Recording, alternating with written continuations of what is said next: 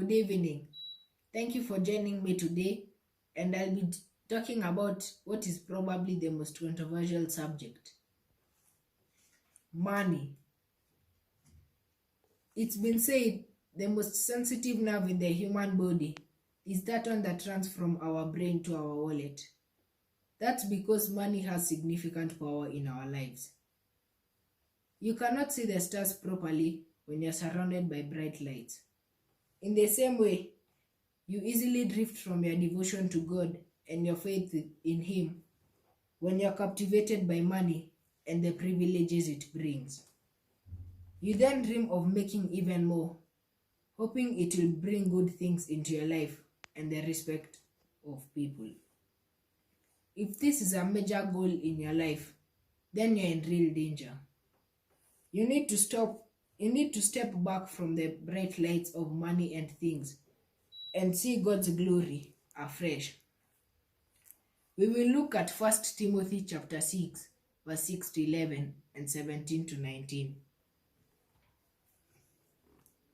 It says, but godliness with contentment is great gain.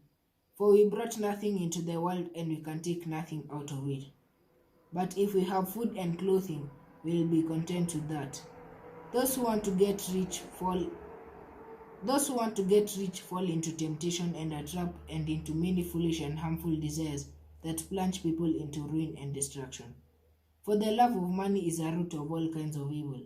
Some people eager for their money have wandered from their faith and pierced themselves with many griefs.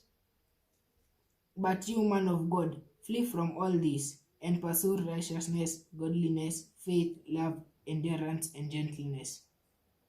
Verse 17 to 19. Command those who are rich in this present world not to be arrogant, nor to put their hope in their wealth, which is so uncertain, but to put their hope in God, who richly provides us with everything for our enjoyment. Command them to do good, to be rich in good deeds, and to be generous and willing to share. In this way, they will lay up treasure for themselves as a firm foundation for the coming age, so that they may take hold of the life that is truly life. We will look at why is loving money dangerous. We've read that you can't take money to heaven with you. Money is not evil, but its love causes all kinds of evils. Loving money will cause you to break God's commandments because you will do anything to have it. You may decide to steal or even use others for personal gain. Money can make you turn from God. It promises happiness, but it brings pain, ruin, and destruction in the long run. It's uncertain, temporary, and easy to lose. Ecclesiastes chapter 5 verse 10 says, he who loves money will never be satisfied, nor he who loves wealth will never be satisfied with his income. This is also vanity. Solomon's point here is that your love for money is what's driving you. It motivates you and it drives you to make more money. A multimillionaire was once asked, how much is enough? His answer was amazingly transparent. He said, just a little bit more. In other words, I will never have enough. Is this what resides in our conscious or unconscious mind? We are led to believe we'll never have enough money. We'll never be content or satisfied because we always think we need more. In fact, if you love money, it may lead you to your own destruction. When Paul was writing to Timothy, he wrote, for the love of money is a root of all kinds of evils. It is through craving that some have wandered away from the faith and pierced themselves with many pangs. Money is not evil. There is absolutely nothing wrong with money.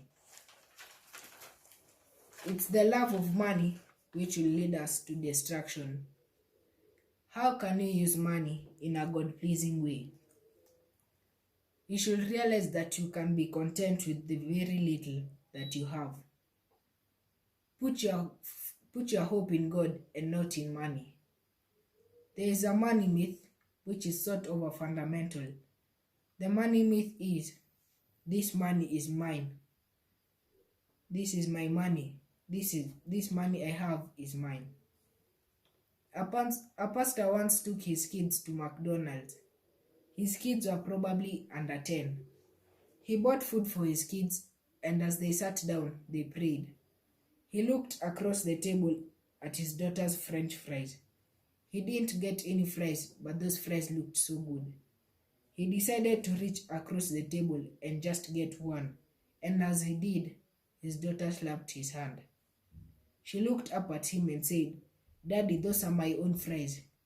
If you want fries, you need to get your own." He sat for a minute there laughing inside. Then his daughter's selfishness became a sore spot. Doesn't she realize that I'm the one who bought her those fries? If I got angry, I could see to it that as long as she lived with me, she never had any other fry.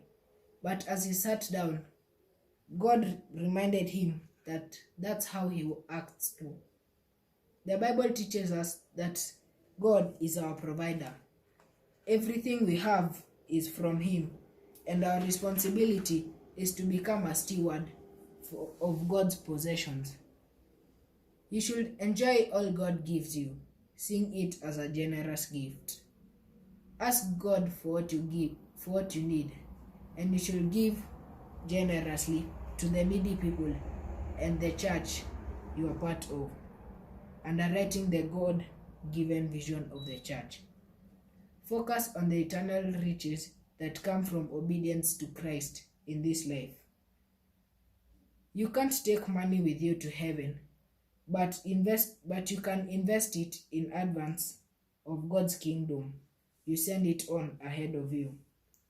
Don't run after wealth. Money is like manure. If you spread it around, it does a world of good. But if you pile it up, it stinks way high into heaven. Rather, run after God and use any money he entrusts you with in a way that pleases him. My name is Timothy Kamore. Thank you.